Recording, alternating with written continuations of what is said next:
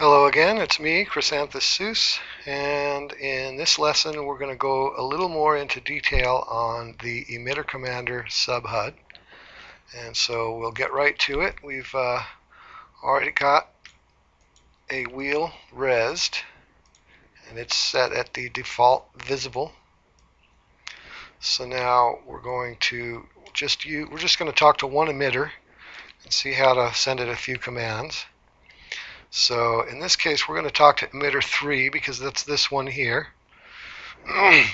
So I'm going to turn off all the emitters except for emitter 3. Whenever just a single emitter is selected, then anytime you choose a command, the current argument for that command will be shown to you. So for instance, the texture right now on this is this heart texture, and we're going to change it to this texture. So one way to do it is when I hit this change button, I can simply copy the UUID from the texture and paste that into text chat. Alternatively, if you have the rights to the texture, you can simply place it onto the texture box, and then when you hit change and you click on that and then hit send, I've just changed it to that texture. So now we'll go ahead and turn it on. So I hit on and I change it to true,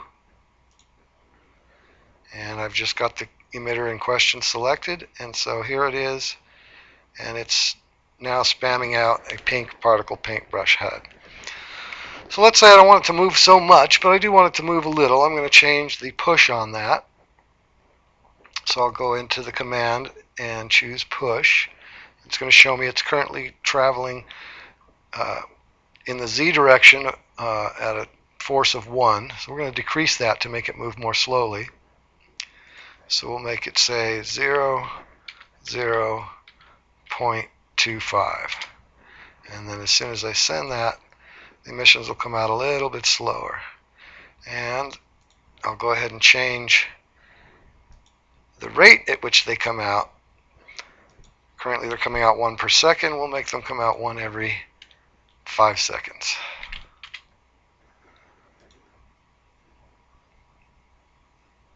And there it is. Now let's change the color. Now the way to change colors is to choose the color. There's a start color and end color for particle parameters, so we'll choose the start color. And right now it's telling me it's pink. And I can shout a color change simply by saying change the color and put an RGB vector. In this case I'll make it red, so that's 1, 0, 0, 1, 0, 0. And the next emission will then be red. Another way you can change the color is you can right click on the HUD, choose edit linked parts, and click on the color picker.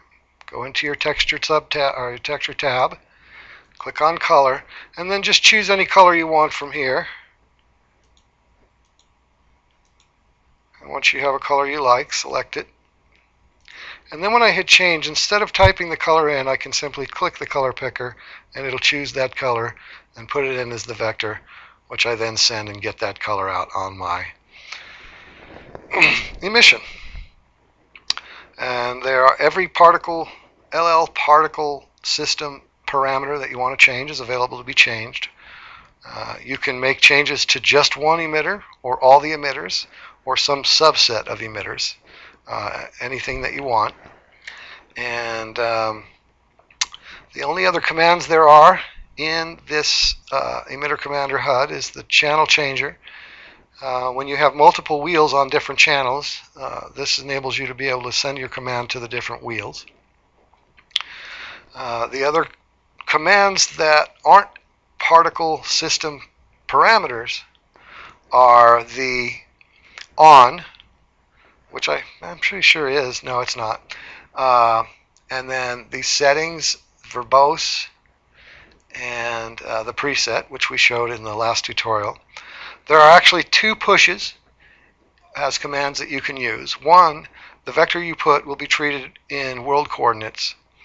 That's all right, but when you need to move your wheel and play back your preset, It's usually better if you're in wheel coordinates. So if you give it a push in wheel coordinates, then wherever the wheel's facing, that's how it's going to interpret that push command. And again, a push is what's telling it to move up as it's moving up now.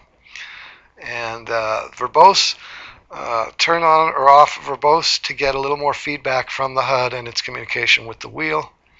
And settings we'll go over in another tutorial, as that's how we utilize the ability to save our presets. And so that's it for this tutorial, and thanks for watching, and see you next time.